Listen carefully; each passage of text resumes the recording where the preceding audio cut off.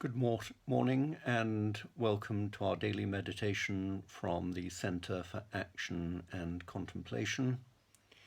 The theme for this week is the universal pattern, and the title of this morning's meditation is The Prayer of Francis and Clare, and this is what Richard Rohr writes.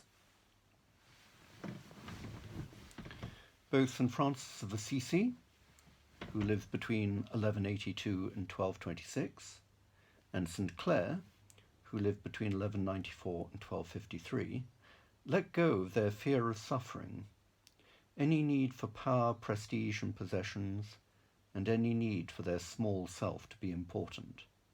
By doing so, they came to know who they really were in God, and thus who they objectively were.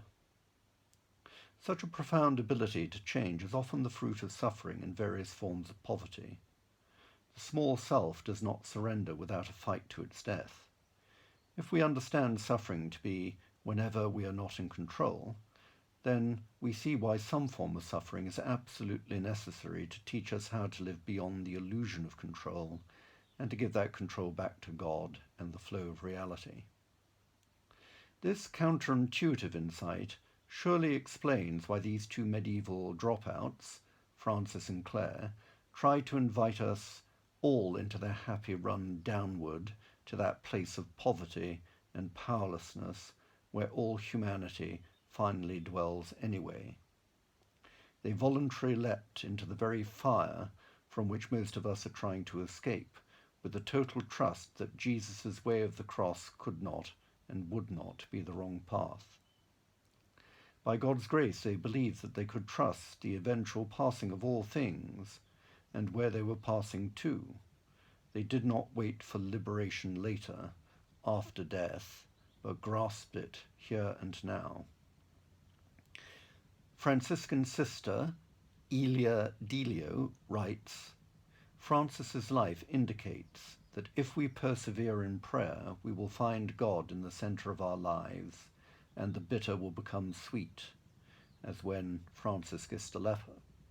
However, if we stay on the plane of mediocrity, then the bitter may remain bitter.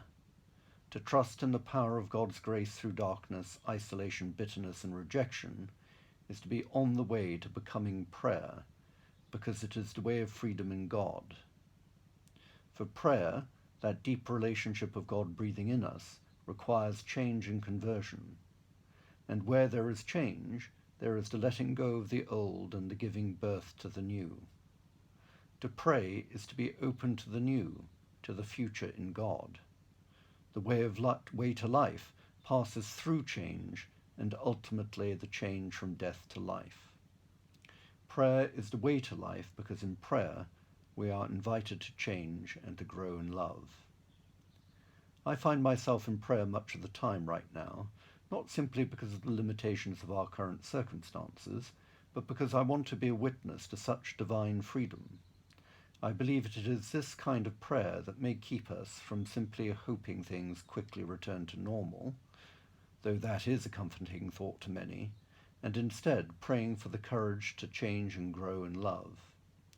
Such courage is surely what we and the world truly need.